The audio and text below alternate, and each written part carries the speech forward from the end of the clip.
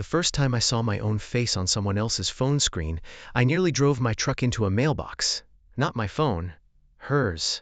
Ivy Ellis's phone, face up on the kitchen counter, lighting up with a text from her mother, and there we were, the two of us, squinting into a sunset on a dock in Wisconsin. My arm slung around her shoulder like it belonged there. Her head tipped back mid-laugh at something I apparently found hilarious enough to nearly drop a beer over. I stood there holding a bag of ice, staring at that screen like it had personally insulted me, and thought, since when? Since when has that been there? Since when has my face been the first thing she sees every single time she checks the time? My name is Jonah Pierce.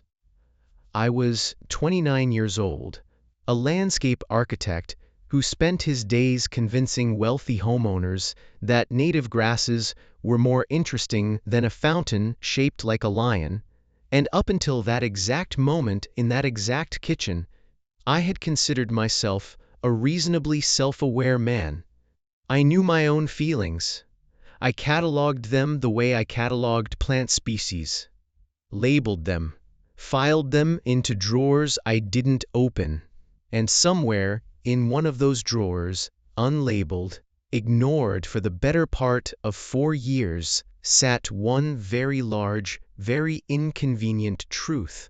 I was in love with my best friend's older sister, and she had just made that fact considerably more complicated by putting my stupid, grinning face on the one screen she looked at roughly 400 times a day. Marcus Ellis had been my best friend since we were 14 years old, and he punched a kid in the face for calling me short, which, in fairness, I was at the time. We went to the same college, stood up in each other's weddings, his that happened and mine that didn't.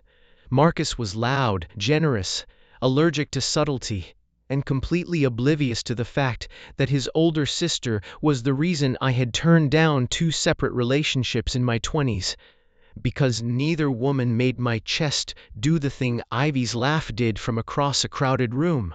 Ivy was 31, a large animal veterinarian who spent her days with her arms shoulder-deep in places most people preferred not to think about, and somehow still managed to look like she'd stepped out of a catalog every time she walked into a room.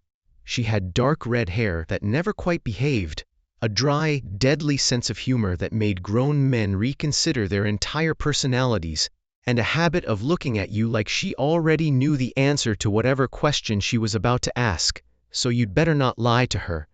She had also, for the entirety of the 4 years I'd known her properly, treated me like exactly what I was supposed to be, her little brother's friend. Someone to needle, someone to borrow tools from, someone who showed up to family barbecues and got handed a spatula and told to make himself useful. That was the deal. That had always been the deal. Until the lake house.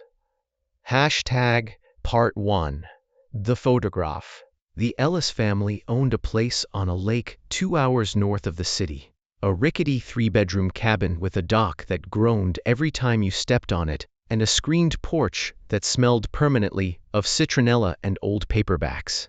Marcus's parents had started inviting me up every summer since college, and I'd gone every single year, which in hindsight was either extremely brave or extremely stupid, considering Ivy was there roughly half the time, in cutoff shorts and an old college t-shirt, being effortlessly the most interesting person in any room she walked into. That particular July, it was just the 4 of us for the weekend.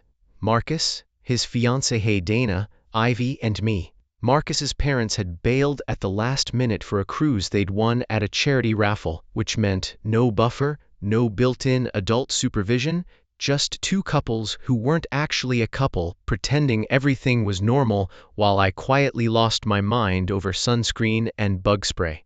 We spent Saturday the way we always did at the lake. Marcus grilled badly and defended his methods loudly. Dana floated on an inflatable flamingo and shouted commentary at anyone who'd listen. Ivy fixed the dock's loose board with a hammer she'd apparently packed specifically for that purpose, because she was the kind of woman who traveled prepared for structural failure, and I sat on the porch steps, pretending not to watch the muscles in her forearm while she worked. "You gonna help or just admire the view?" she called without turning around. "I'm admiring the craftsmanship," I said. "It's a professional courtesy. I build things too. You build gardens, Jonah. This is carpentry. Different skill set entirely. Gardens require structural integrity too. You'd be amazed how often a retaining wall fails." She glanced back at me over her shoulder, one eyebrow raised in that particular way she had, that made me feel like I'd just said something both stupid and endearing. "Are you flirting with me about retaining walls? I contain multitudes," I said, echoing a phrase she used constantly. And she laughed, short and surprised, like I'd caught her off guard, which was rare enough that I filed it away carefully, the way I filed everything about her. That evening, we were all out on the dock watching the sun do that thing where it turns the whole lake the color of a peach, and Dana had the bright idea that we needed a group photo before the light died. She wrangled Marcus into position, fussed with her own hair and her phone's front camera, then looked at me and Ivy and said the sentence that quietly ruined my entire nervous system for the next 6 weeks. "You two get in first. Just one photo together. Come on, we're losing the light." I remember thinking, at the time, that it was a perfectly reasonable request, nothing suspicious about it. Dana wasn't matchmaking, she was just bossy about lighting, which anyone who'd met her for 5 minutes knew to be true. So I stepped up next to Ivy on the dock, close enough that our arms brushed, and I put my hand at her waist because that seemed like the normal, friendly, non-weird thing to do. And she leaned into me like it was nothing, like we'd done this 100 times, and said something under her breath that made me laugh right as the shutter went off. "What did you say to her?" Marcus asked later, squinting at the photo on Dana's phone. "You two look like you're about to elope," I told him. "His hair looked like a startled hedgehog," Ivy said, not even looking up from her wine glass. "He found that devastating." "It's a compliment coming from you," I said. "Hedgehogs are underrated animals. Excellent defensive strategy, low maintenance, surprisingly good swimmers." "Did you just defend the honor of hedgehogs at a dinner table?" "I stand by my convictions." She rolled her eyes, but there was a smile hiding somewhere behind the eye roll, the kind she usually didn't let anyone see. Dana passed the phone around so everyone could approve the shot, and when it reached me, I stared at it a beat too long. We didn't look like two friends who'd been posed together for a photo. We looked like two people who'd been caught in the middle of something private, something the camera had accidentally walked in on. I told myself I was reading too much into it. I handed the phone back and didn't think about the photo again that night. I thought about her laugh and the way her shoulder had fit against my side, like a puzzle piece somebody had cut specifically for that spot. But not the photo itself. Not yet. I thought about the photo again 3 days later, standing in her parents' kitchen with a bag of ice, watching her phone light up, with her mother's name over the top of our two faces, laughing on a dock like we had a secret worth keeping. That was the first sign I was in trouble. The second sign came about 10 seconds later, when Ivy walked back into the kitchen, saw exactly where I was looking, and instead of doing the normal human thing and being embarrassed, she just picked up her phone, silenced the text, and said, completely unbothered, "Yes." And I set the ice down slower than the situation required. And nothing. I was just, "That's a nice picture." "It's a great picture," she said. "You have decent bone structure when you're not talking." High praise. I'm a generous woman. She leaned against the counter, arms crossed, watching me with that particular look she got when she decided to enjoy someone's discomfort at close range. "You look surprised." "I'm not surprised. You are. Your ears go red." "It's very reliable, actually. I could set a watch by it." I touched my ear like that would somehow disprove her, which it did not, because my ears were, in fact, doing exactly what she said they did. Ivy watched this happen with the calm satisfaction of a woman who had just proven a scientific theory correct. "It's a good photo of both of us," she said, softer now, and something in her voice had shifted, lost its edge.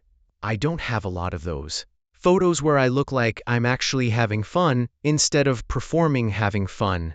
That stopped me. Because I knew exactly what she meant. The difference between a smile you built for a camera and a smile that happened to you by accident. And I had spent 4 years cataloging which one she wore around which people. Around her parents, mostly performance. Around Marcus, half and half. Around me, more and more lately, the real thing. "You have fun around me," I said. And it came out more like a question than I intended. Ivy tilted her head, considering me the way she considered a nervous horse before she got near its hooves, like she was deciding whether I could handle the truth without bolting. "I do," she said finally. Annoyingly. "You make it very hard to keep things simple, Jonah." She said my name like she didn't say it often enough. And maybe she didn't. Maybe she'd been saving it. And the sound of it in that kitchen did something structurally unwise to my chest. That's inconvenient for a woman who likes things simple. I should have said something smart, something smooth. What I actually said was, "I have that effect on plumbing too. Ask my last apartment." She laughed. The real one. The one from the doc photo. Head tipping back. And just like that, the moment cracked open into something lighter. And I let it. Because I wasn't ready yet. Not standing in her parents' kitchen, with a melting bag of ice sweating onto the counter between us. But I noticed something that night that I couldn't unnotice. Her phone stayed face up on the counter for the rest of the evening, and every single time it lit up, for just a fraction of a second before the screen went dark, or she picked it up, there we were, both of us, laughing on a dock like the whole world was made of gold light and nothing else mattered. Part 2. The slow unraveling. The text messages started 3 days after we all drove home. Marcus texted first, a group chain with the lake photo attached, and the caption, "Family Portrait. Framing this for Mom." Dana replied with too many heart emojis. I sent a thumbs up because I was a coward who didn't trust himself to type actual words about that photo.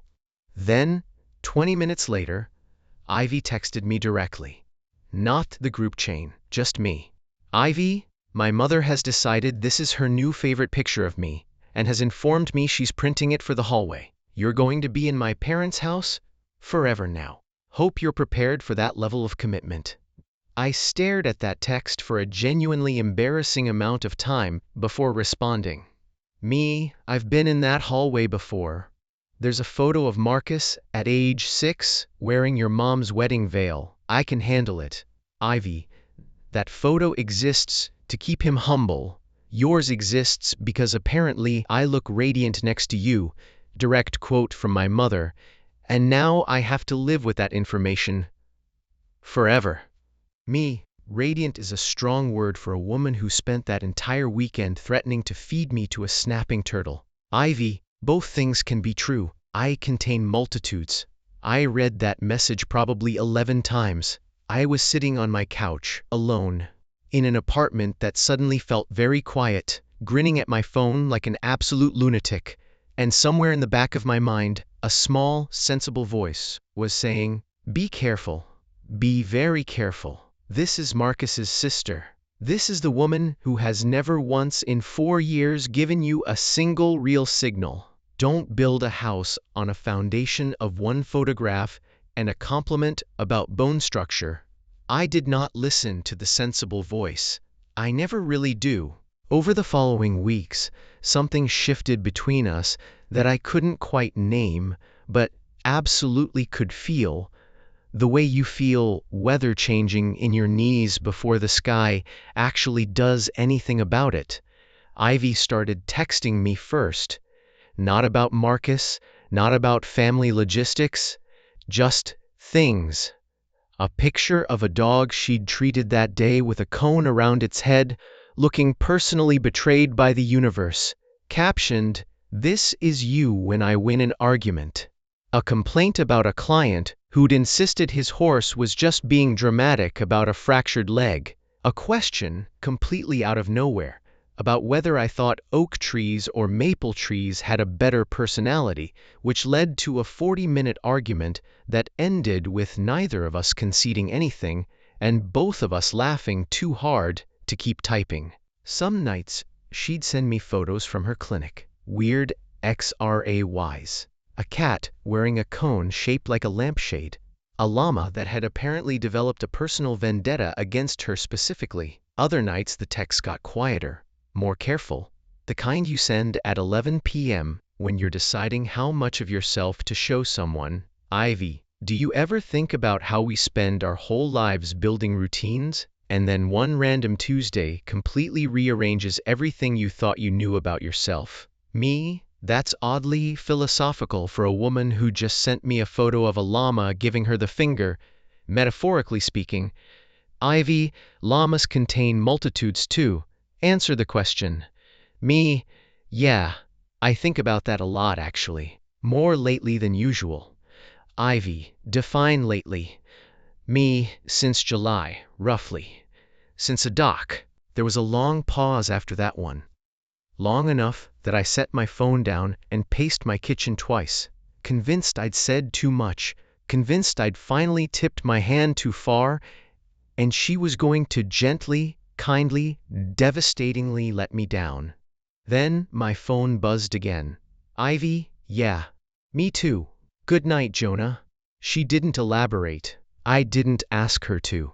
But I slept that night with the kind of hope I hadn't let myself feel in years. Careful and fragile and entirely too large for one text exchange to hold. I found reasons to be places she'd be. Marcus's birthday dinner, a work thing Dana roped everyone into, a Sunday brunch that I absolutely did not need to attend, but attended anyway because Ivy had mentioned, casually, that she'd probably be there. At the birthday dinner, she sat next to me without discussing it, without either of us saying a word about seating arrangements. She just pulled out the chair beside mine like it was assigned, like it had always been assigned, and spent the whole meal stealing food off my plate with the confidence of someone who had never once been told no. You have a problem, I told her, watching her spear the last of my fries. I have several, she said. This isn't the one you should be worried about. Which one should I be worried about? She looked at me then, really looked, over the candle between us, and for one suspended second, the restaurant noise seemed to fall away, the way it does in movies right before something happens, and I thought, this is it. This is the moment. Say something, Jonah. Say literally anything true.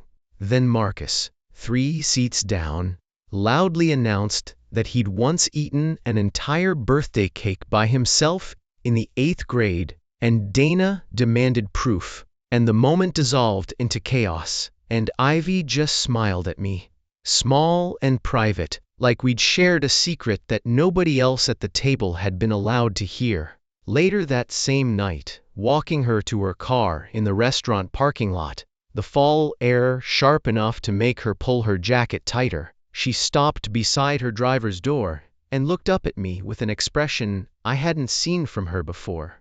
Uncertain, almost shy, which felt like a foreign language on a woman who negotiated with panicking horses for a living. This is the part where a normal person would just say the thing, she said. What thing? The thing we've both apparently been not saying since July. She wrapped her arms around herself. I'm not good at this part, Jonah. I'm good at telling people exactly what's wrong with their dog's hip. I am not good at telling people what's wrong with my own chest every time you laugh at something I say. My heart did something wildly unprofessional. What's wrong with your chest? Don't make me say it in a parking lot. I think the parking lot has earned it. Honestly, it's been a very supportive parking lot. She laughed, surprised out of her nerves for a second, and reached out to fix the collar of my jacket, an excuse to touch me. We both knew it, and her fingers lingered at my throat a beat longer than the collar required. Soon, she said. Not tonight, but soon. I need to figure some things out first. That last part landed strange in my stomach. A small, cold stone dropped into otherwise warm water. Figure what things out. Her expression flickered, just briefly, something crossing behind her eyes that she smoothed over before I could fully read it. Nothing bad, just things from before. I want to do this right, if we do it. I don't want to bring old baggage into something new without dealing with it first. I wanted to push. I wanted to ask, what baggage, whose baggage, how heavy, but I recognized the look on her face, the look of a woman who had told herself exactly how much she was willing to give away tonight, and had already reached her limit.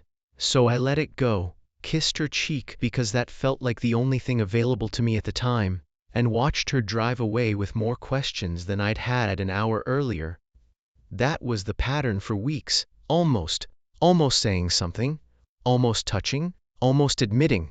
Two people circling the same truth like it was a live wire, both of us too smart, or too scared, or too used to the shape of what we already had, to just reach out and grab it.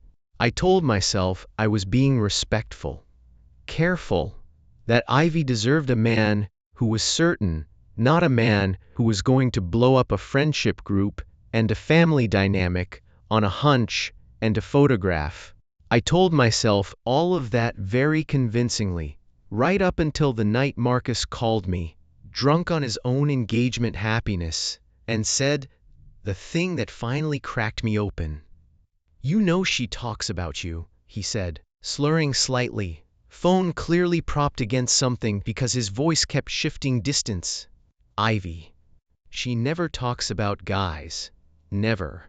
I used to think she was allergic to dating, but she talks about you like you're a whole weather system, Marcus. You're drunk." "I'm observant and drunk? Both things can be true," she says that. He laughed at himself. "Look, man, I don't know what's happening with you two, and honestly I don't want the details, gross, but if you're not gonna do something about it, get out of the way. Because I'm tired of watching my sister check her phone like it owes her money every time you don't text back in 10 minutes. Marcus, has she said anything to you? About baggage? About something from before?" There was a pause on the line, long enough that I could hear him shifting, sobering slightly at the change in my tone. "You mean Derek?" My stomach dropped an inch. "Who's Derek?" "You didn't know about Derek?" Marcus exhaled hard. "Man, that's not really my story to tell. That's a whole thing. Ask her." "Actually, don't ask her like that. She'll murder me for saying his name at all. Just be patient with her, okay? Whatever she's working through, it's not about you. It's about him. It was never good, that relationship. She doesn't talk about it because she doesn't like remembering how small she let herself get." I sat with that for a long time after he hung up. Derek. A name I'd never once heard in 4 years of knowing this family. A name that apparently explained the careful hesitation in Ivy's voice in that parking lot. The thing she needed to figure out before she let herself say the words out loud. I decided, right then, that whatever it was, whatever Derek had done or been or represented, I wasn't going anywhere. I was done being careful. I was going to tell her the truth, the whole truth, consequences be damned, and let her decide what to do with it. I did not get the chance to plan it properly, because Ivy got there first. Number hashtag part 3, the Tuesday that changed everything. It was a Tuesday, which felt insultingly ordinary for the day my entire life rearranged itself. She showed up at my apartment unannounced around 8, still in her scrubs, hair escaping its clip, looking exhausted and a little wild-eyed in a way that immediately had me stepping back to let her in without asking any questions. "Bad day?" I asked.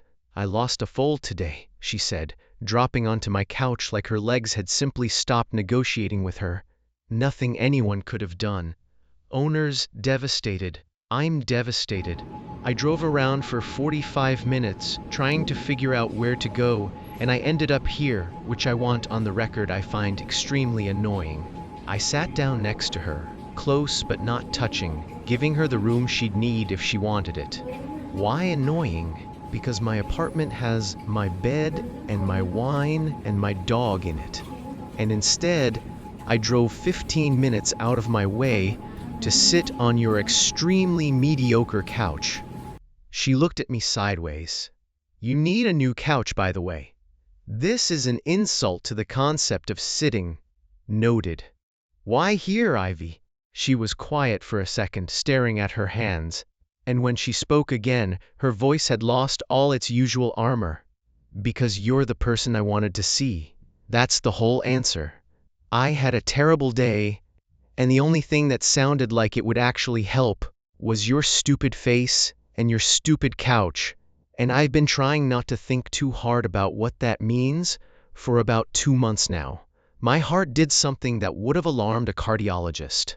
What do you think it means? She turned to face me fully, tucking one leg beneath her, and for the first time in 4 years of knowing her, I watched Ivy Ellis look genuinely, nakedly nervous. I think it means I'm in love with my little brother's best friend, which is inconvenient and inappropriate for a Tuesday, and something I have been actively avoiding admitting since a photograph on a dock made me realize I'd rather look at your face than almost anyone else's, including my own, which I'm told is a normal amount to like a face. The room went very quiet. Somewhere outside a car alarm went off, and neither of us so much as flinched. You use it as your lock screen, I said, because apparently that was the sentence my brain decided to produce in this moment of enormous romantic significance. Ivy blinked. What? The photo. I've seen it. Your kitchen, your car, the hospital break room. You never changed it. I noticed. I've been noticing for weeks and not saying anything because I didn't want to be the guy who reads too much into a background image. Her mouth curved slowly, disbelief chasing something warmer across her face. You've been cataloging my lock screen. I've been cataloging everything about you for 4 years, Ivy. The lock screen was just the most recent, most obvious piece of evidence. Evidence for what? That maybe I wasn't the only one who's been in trouble since that dock. I reached over, slowly, giving her every chance to pull back, and tucked a loose strand of hair behind her ear, my fingers brushing her jaw on the way down. She didn't pull back. She leaned in. I've been in love with you for 4 years, Ivy Ellis. I was going to tell you this weekend. I had a plan. It involved considerably less exhaustion and no dead foal. For the record, I had better staging in mind. Her eyes went bright, glassy, and she let out a laugh that was half a sob. 4 years? Since before I should admit to, probably. Since you fixed my sprained ankle at Marcus's college graduation party and yelled at him for handing you the wrong ice pack. I remember thinking, whoever gets to love this woman properly is going to be the luckiest idiot alive. That's disgustingly sincere for a Tuesday. You started it. She laughed again, wetter this time. But then something shifted in her face, the joy dimming just slightly, replaced by something more careful. There's something I need to tell you before this goes any further. Marcus mentioned Derek to you, didn't he? I could hear it in your voice on the phone with him last week. Don't look surprised, I know how you two talk. He didn't tell me anything. Just that there was a name, and that it wasn't good. Ivy nodded slowly, pulling her knees up to her chest, making herself smaller in a way that immediately put me on alert. Derek and I were together for almost 3 years, ended a year and a half ago. He wasn't violent, wasn't cruel in some obvious dramatic way you could point to and say, there, that's the villain. It was smaller than that. Meaner, in a quieter way. He liked me confident until my confidence became inconvenient to him. He liked that I was good at my job until I stopped having time to manage his ego about it. He made me feel like loving me was a favor he was doing me, and I spent 3 years grateful for a favor that was actually just basic decency. I stayed quiet, letting her get to wherever she needed to go, resisting every urge in my body to reach for her hand before she was ready to be reached for. He calls sometimes, she continued. Not often. Every few months, usually late at night, usually when he's had a few drinks, and remembers he used to have someone who organized his entire life around him. I don't answer. I haven't answered in almost a year. But it's why I've been slow with you, Jonah. Not because I didn't know what I felt. I knew what I felt probably before you did. Honestly, I'm more observant. It's because the last time I let myself feel this much for someone, it cost me 2 years of feeling like I was too much, and also somehow never enough, both at once, which shouldn't be possible, but apparently is if you find the right kind of man to teach it to you. He was wrong, I said quietly. You don't know that. I do, Ivy. I know because I've spent 4 years watching you be exactly the right amount of everything. Sharp, when sharpness was needed. Soft with things that couldn't defend themselves. Funny in a way that makes entire dinner tables reorganize themselves around you without anyone noticing it happening. If he made you feel like too much, that's a math error on his end, not yours. Her throat worked, and she blinked hard, fighting something back. You can't just say things like that to a woman who's already emotionally compromised from a dead foal. I can, actually. I've been saving them up. She let out a wet, surprised laugh, and finally, closed the distance between us on the mediocre couch, her hands finding the front of my shirt the way I'd imagined roughly 400 separate times over 4 years. And she kissed me like she'd been rehearsing it just as long as I had, careful for exactly 1 second, and then not careful at all. When we finally broke apart, her forehead resting against mine, both of us breathing like we'd run somewhere, she said, for the record, I wasn't going to wait much longer. I was giving myself until the weekend, and then I was going to do something drastic. How drastic?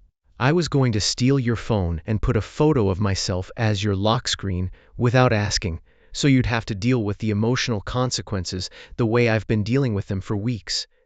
Devious. I'm a large animal veterinarian, Jonah. I don't have time for subtlety. She pulled back enough to look at me properly, her hands still fisted in my shirt like she wasn't ready to let go.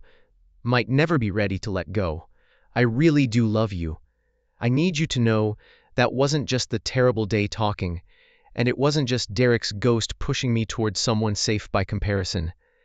I love you because of you. Specifically you. Retaining wall opinions and all. I really do love you too. That wasn't just the couch talking either, mediocre as it is. She smiled, the real one, the doc one, and kissed me again, slower this time.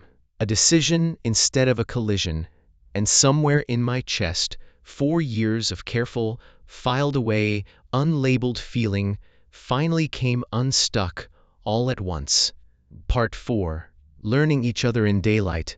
We didn't tell anyone for exactly 9 days, which in hindsight was an act of pure hubris, because Marcus figured it out by day 6, simply by the fact that Ivy had started smiling at her phone in a way he described, with the particular horror of a younger brother, as unnatural and deeply unsettling. But before any of that, there was our first real date, the kind with a reservation and everything, which Ivy insisted on planning entirely herself because, in her words, you'll pick somewhere with cloth napkins and try too hard, and I want to see you relaxed for once. She took me to a hole-in-the-wall taco place near her clinic that had exactly 6 tables and a menu written on a chalkboard that hadn't been updated, according to the owner, in 4 years because why fix what people already love? We sat outside on plastic chairs under string lights, and Ivy ordered in Spanish good enough that the owner came out personally to shake her hand, and I sat there absolutely charmed watching a whole side of her I'd never gotten access to before. You never told me you spoke Spanish, I said. You never asked. That's the thing about you, Jonah. You catalog everything, but you rarely just ask directly. She took a sip of her horchata, watching me over the rim of the cup. I spent a summer in Guatemala during vet school, doing large animal work in rural clinics. Changed how I see the whole profession, honestly. Changed a lot of things. Tell me something else I don't know. That's a big ask for a first official date. We've known each other 4 years. I think we've earned the shortcut. She considered that, chewing on the corner of a chip, and then said, I wanted to be a marine biologist originally. Dolphins, specifically. I had a whole plan. Then I did an internship at an aquarium the summer after freshman year and realized I hated being wet constantly, and also that dolphins are, and I say this as someone who respects all animals, kind of jerks. I nearly choked on my drink. Dolphins are jerks? Deeply. Look it up. Anyway, I switched to large animal med because horses, at least, have the decency to be jerks in a straightforward, honest way. You always know where you stand with a horse. Unlike men. Unlike some men. Historically, yes. Her expression flickered, briefly, at the edge of that sentence, and I reached across the small table and took her hand, without thinking twice about it. I'm not going to make you catalog every terrible thing he did, I said. But if you ever want to talk about it, actually talk, not just the summary version from Tuesday. I'm not going anywhere. I've waited 4 years for this. I can wait through some hard conversations too. Her fingers tightened around mine. That's a very good answer for a man who claims he's bad at romance. I never claimed that. I claimed I was bad at admitting things out loud. Turns out those are different problems.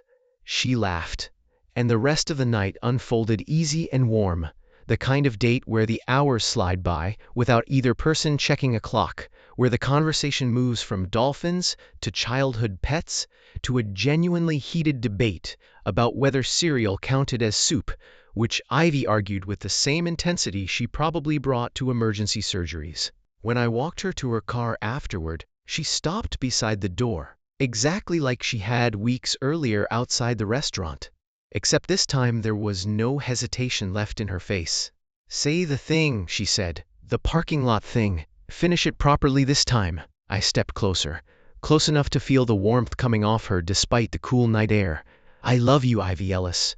Present tense, permanent tense, no more filing it away in drawers. Could, she whispered, and kissed me under a streetlight that flickered like it wanted to be part of the moment too. Part 5. The family finds out. Are you two together? Marcus demanded over the phone, not even bothering with a greeting. Because Dana says Ivy's been humming. Ivy does not hum. Ivy considers humming a security risk. Define together, I said, stalling. Mostly because Ivy and I had agreed to tell him in person, over dinner, with proper ceremony. And I did not want to blow that plan over the phone on a Wednesday afternoon. Jonah, Marcus, you've been my best friend for 15 years. If you hurt my sister, I will end our friendship, and also possibly you, in that order or maybe the reverse. I haven't decided. Understood. But if this is real, he said, and his voice dropped out of threat mode into something quieter, something almost hopeful. If you're actually serious about her, then I've been waiting 4 years for you idiots to figure this out, and I would like it on the record that I called it before either of you did. You did not call it. I absolutely called it. I told Dana at the lake house. The second I saw that photo, I said, those two are done for. She owes me $20. I laughed, and something in me eased, some last worry about the shape of the group we all belonged to.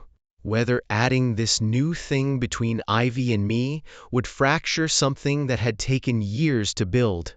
It wouldn't. Marcus had apparently been rooting for us since before we'd even admitted it to ourselves, which felt about right, considering he was the one who'd accidentally started the whole thing by asking Dana to grab a camera on a dock at sunset.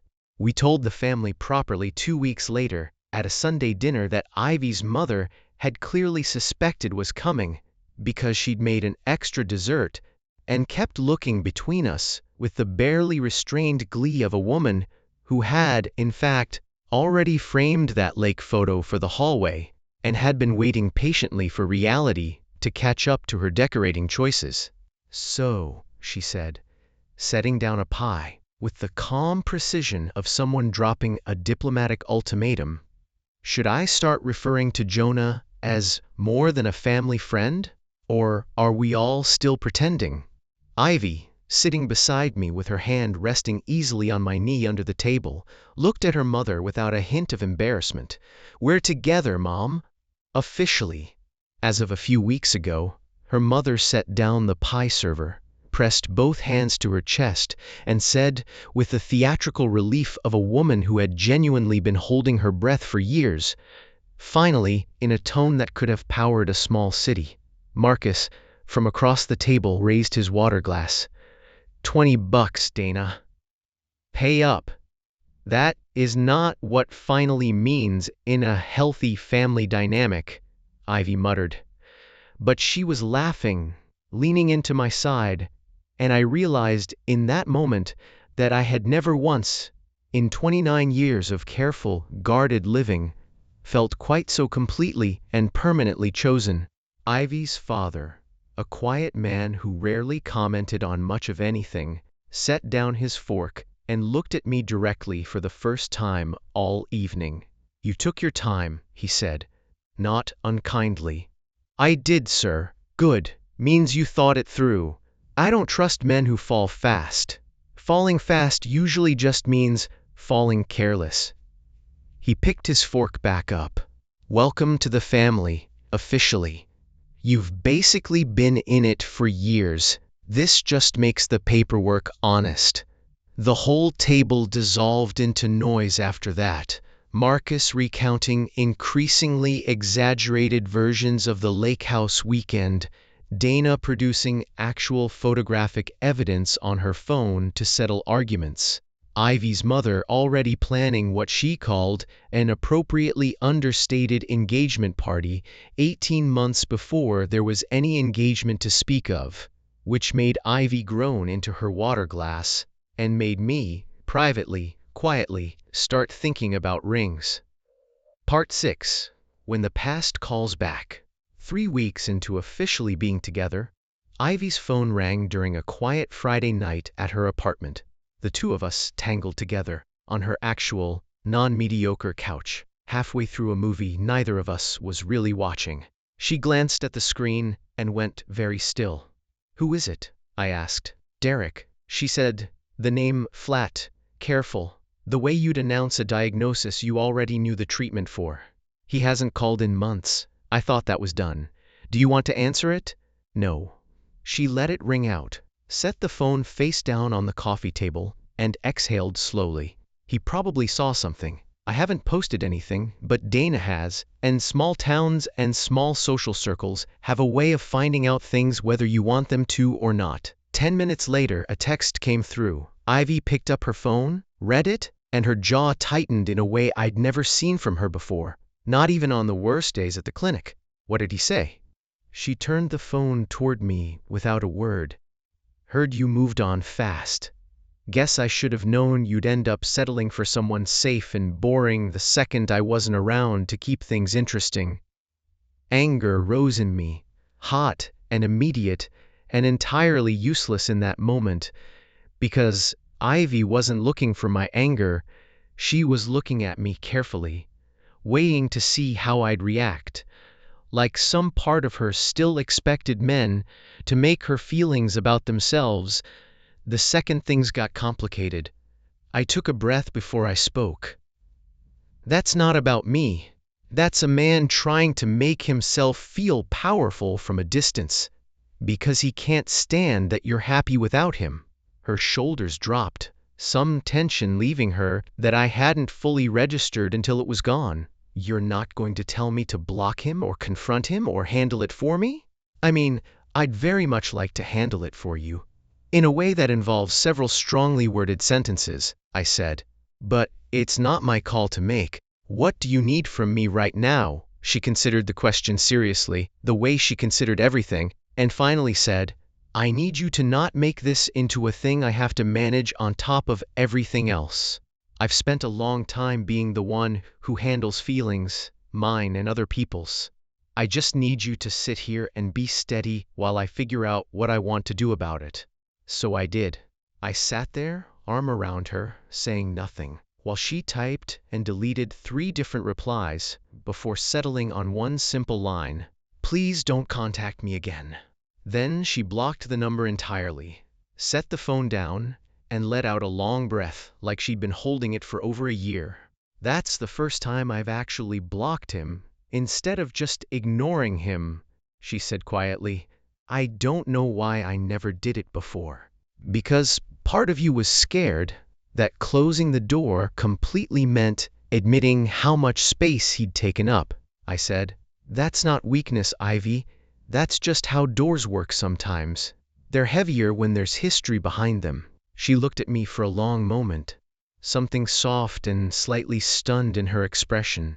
How are you always exactly right about the thing I need to hear? Landscape architecture teaches you a lot about what needs room to grow and what needs to be pruned back entirely, I said. Turns out the metaphor holds up in other areas of life too. She laughed, real and warm, and curled further into my side. That's the nerdiest thing you've ever said to me. I have several more where that came from.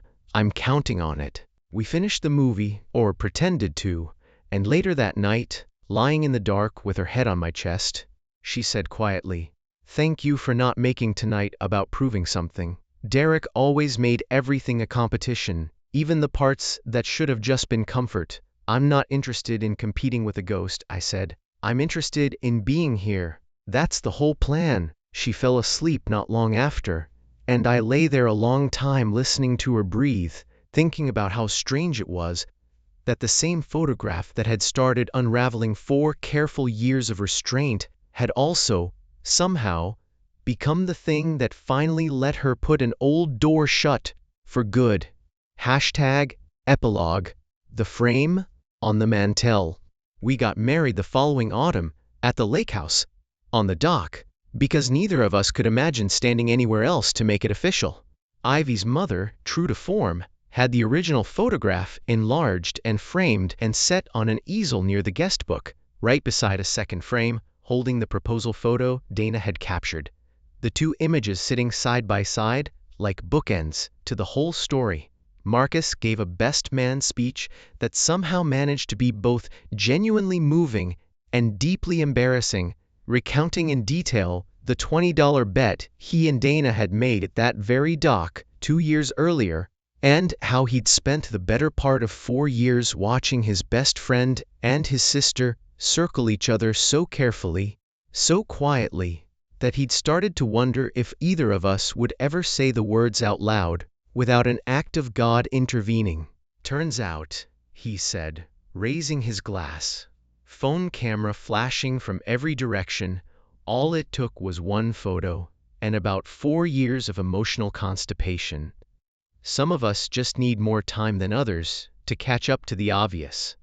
To Jonah and Ivy, may your Tuesdays always be exactly as terrible and wonderful as the one that started all this. Ivy laughed so hard at that she nearly dropped her own glass, leaning into me, her ring catching the same gold light that had started everything on that dock years earlier. We honeymooned somewhere warm and quiet, and came home to an apartment that had slowly, over 2 years, stopped being mine and started being ours. Her scrub tops in the closet next to my work boots, her vet journals stacked on the coffee table beside my landscape sketches, both of our lives folded into each other so thoroughly that I sometimes forgot there had ever been a version of my life that didn't include her. The photograph itself still lives on her phone, though the lock screen changed eventually. First to the proposal video Dana had captured, then to a photo from the wedding itself, and now, most recently, to a blurry, joyful shot from the day we found out she was pregnant. The 2 of us standing in our kitchen, holding a positive test between us like it was the most fragile, precious thing either of us had ever touched. But the original photograph, the dock, the gold light, the 2 of us laughing at a joke about a startled hedgehog, still hangs framed on our mantel, exactly where Ivy insisted it belonged the day we moved into our first house together. "Every love story needs an origin point," she told me, hanging it herself, refusing my help. standing back to make sure it was perfectly level before she'd let me touch it. "This is ours, right here. One photo, one lake, one dock, and 4 years of two very stubborn people finally figuring out what everyone else already knew." I stood behind her, wrapped my arms around her waist, and looked at that photograph the way I'd looked at it in her kitchen all those years ago, holding a bag of melting ice, realizing for the first time that maybe, just maybe, I wasn't the only one who'd been paying attention. "Best $20 Dana's phone battery ever spent," I said. Ivy laughed, leaned back into me, and said, "Don't tell Marcus that. He'll never stop taking credit.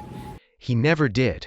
He still brings it up at every family gathering, still insists the entire marriage was technically his idea, still demands, every single year at the lake house, that we recreate the photo on the same dock, in the same golden light. Just to keep the tradition alive, we always do. Every year, without fail, one photo together. The same two people, a little older, a little more sunburned, endlessly, permanently, unmistakably happy." Some love stories start with thunder and lightning. Ours started with a bossy sister-in-law, a stubborn dockboard, and a photograph neither of us was brave enough to talk about until a bag of ice and a lit-up phone screen finally forced the question.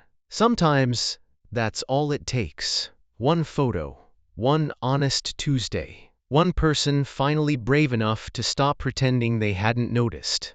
Part 6.5. The ordinary days. People always want the dramatic parts of a love story. The dock, the confession, the blocked number, the ring.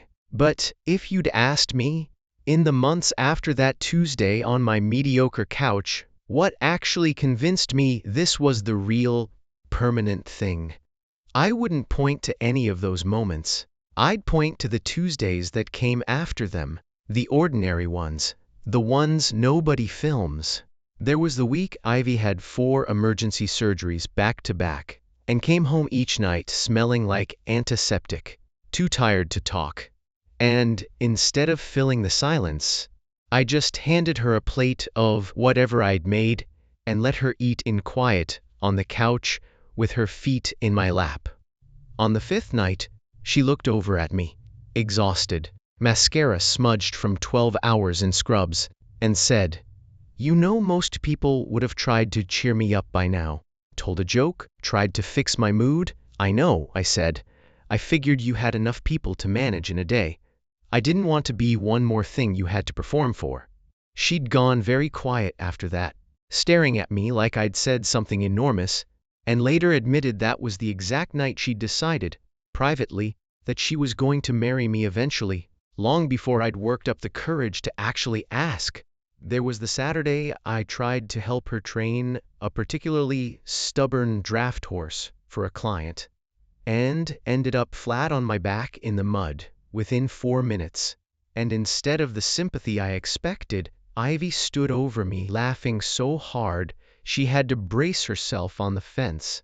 "This is not the reaction I was hoping for," I said, staring up at the sky from a puddle that had definitely not been there when I agreed to help. "You said," and I quote, "horses respect confidence. You had 0 confidence and also 0 balance, apparently. I have excellent balance under normal circumstances. These are normal circumstances, Jonah. The horse just doesn't respect you specifically." She reached down and hauled me up, still laughing, and kissed me, despite the mud, despite the smell, despite everything, and said against my mouth, "I love you even when you're an idiot in front of livestock." Possibly especially then. There was the fight we had 3 months in, our first real one, not about anything enormous, just about scheduling, about me making plans for a weekend without checking with her first, about old habits of independence neither of us had fully unlearned yet. She'd gone quiet, in that careful way she had when hurt was trying to disguise itself as reasonableness. And instead of doing what I might have done a year earlier, apologizing quickly just to smooth things over and calling it resolved, I drove to her apartment that night with takeout and said, "I don't want to become someone who assumes you'll just understand instead of actually talking to you. I'm sorry. Can we start this conversation over?" Her face had crumpled a little, relief and hurt tangled together, and she'd let me in, and we ate noodles, cross-legged, on her kitchen floor, because neither of us wanted to bother with the table, and made a rule that night that we kept for the rest of our relationship: no quiet, disappearing acts. If something hurt, you said so. If you needed reassurance, you asked for it plainly. No games, no waiting for the other person to guess. Romance, it turned out, wasn't a single brave confession on a couch or a photograph on a dock. It was choosing each other again and again, in kitchens and waiting rooms and grocery store aisles, on good days and profoundly average ones. By the following spring, Ivy had a drawer at my apartment. Not an accidental drawer that slowly filled up with forgotten items. A deliberate one, labeled with an actual sticky note in her handwriting that read, "Emergency vet clothes. Do not judge the smell." I left it exactly where she put it, and never once judged the smell, not even when I probably should have. We took a trip that spring, just the two of us, no family, no lake house, to a small coastal town neither of us had been to before, mostly because Ivy said she wanted to see if we were good at being just us, away from all the familiar backdrops that had shaped everything so far. We were. We spent 4 days doing almost nothing, walking beaches, arguing about which seafood restaurant had the better view, falling asleep early because apparently love, once it stopped being complicated, was also remarkably restful. On the last night of that trip, sitting on a rented balcony watching the ocean instead of a lake for once, Ivy leaned her head on my shoulder and said, quietly, "I used to think love was supposed to announce itself. Fireworks, big moments, dramatic declarations. Derek was dramatic. Every fight was a production. Every reconciliation felt like a movie scene. I thought that meant passion. And now? Now I think real love is quieter than that. It's you remembering I hate when people talk to me before my coffee. It's you learning which of my silences mean I'm thinking and which ones mean I'm hurting, and never confusing the two. It's a lock screen I never had to think twice about changing my mind about." She tilted her face up toward mine. "I don't need fireworks, Jonah. I just need this. Whatever this ordinary, steady, ridiculous thing is, I can do ordinary," I said. "I've got a lot of practice." "You've got a lot of potential," she corrected.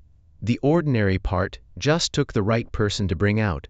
We flew home 2 days later, and life resumed its regular rhythm, work and family dinners and Sunday calls with her parents, and somewhere in the quiet accumulation of all those unremarkable days, I started thinking seriously about rings, about docks, about how to ask a woman who already knew exactly how I felt, to make it official, in a way big enough to match everything she'd given me. Part 7. The Proposal on the Dock. 2 years passed the way good years do, quickly and steadily all at once. Ivy's clinic grew busier, and I brought her lunch on her worst shift days. And somewhere along the way, my toothbrush ended up permanently in her bathroom, and her mother's grocery list, still taped to the fridge at the lake house, had my name added right between milk and, inexplicably, hedgehog jokes, which I chose to take as an honor rather than an insult. Derek never called again. Ivy talked about him occasionally now, without flinching, the way you talk about weather from a season that's fully past. Informative, but no longer threatening. Marcus and Dana had their first baby, a chaotic, wonderful little girl named after nobody in particular, who Ivy adored with a ferocity that made my chest ache every time I watched her hold her. That July, We were all back at the lake house. Same dock, same citronella smell, same screened porch full of old paperbacks. Except now, Ivy's parents had come along too, and the whole family had settled into a rhythm that included me not as a guest anymore, but as something closer to permanent fixture. That evening, Dana appeared with her phone again, herding everyone toward the dock with the same bossy energy she'd brought to it 2 summers earlier. Group photo. Come on, we're losing the light. Again. Apparently, this is a tradition now. Ivy and I got into position without being told, my arms settling around her shoulder like it had never once belonged anywhere else, her head already tipping toward my chest before the camera even came up. Marcus and Dana crowded in on our other side, baby balanced on Marcus's hip, and just as the shutter clicked, Ivy turned her face up toward mine and said, low enough that only I could hear it, "You know I still haven't changed my lock screen. I've noticed. I'm never going to change it," she said. And there was nothing teasing in her voice this time, just certainty, plain and warm as the light dying gold over the water. I want to look at that exact moment every single day for the rest of my life. The one where I finally stopped being careful. I looked down at her, at the woman who'd spent 4 years letting me believe she'd never noticed me the way I noticed her, who had, it turned out, been noticing the entire time, quietly, patiently, one photograph at a time. And I said the only thing that felt true enough for the moment, "Then let's give your lock screen a few more moments worth keeping." She laughed, and before she could ask what I meant, I stepped back, reached into my pocket, and got down on one knee right there on the dock that had started this whole thing, the wood still slightly damp under my knee, the sun still hanging gold and low over the water. Ivy's hand flew to her mouth. Behind her, I could hear Dana already fumbling to switch her phone to video, Marcus saying something that sounded suspiciously like "finally," "oh my god," "finally," her mother making a sound halfway between a gasp and a sob, her father just quietly smiling like he'd known this was coming for a while. 4 years ago, you were the person I wasn't allowed to want, I said. 2 years ago, you were the person who found out I'd been wanting you the whole time anyway.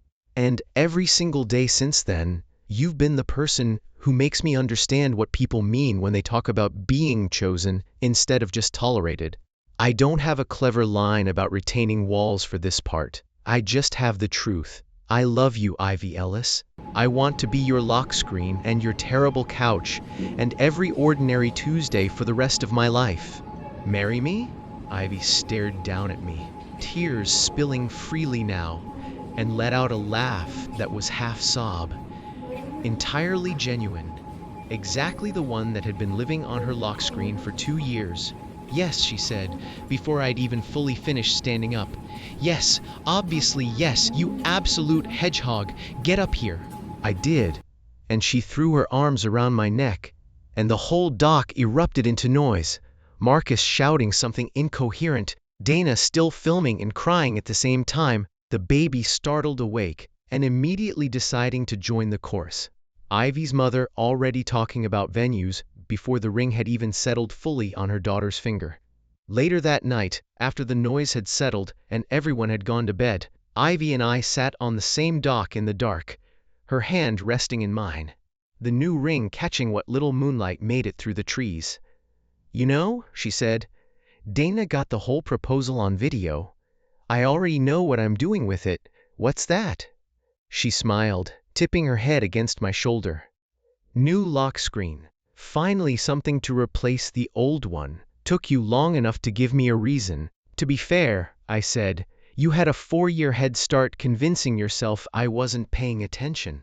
I was just catching up. You caught up fine, she murmured, and kissed me there in the dark, on the dock, in the exact spot where a single photograph had quietly, patiently unraveled 4 years of careful restraint into the rest of our lives. What would you have done if you found out your best friend's sister had your photo as her lock screen and had never told you. Have you ever noticed a small, quiet sign like that from someone before they were brave enough to say it out loud? Tell me your story in the comments. If you liked this one, leave a like, subscribe, and I'll see you in the next.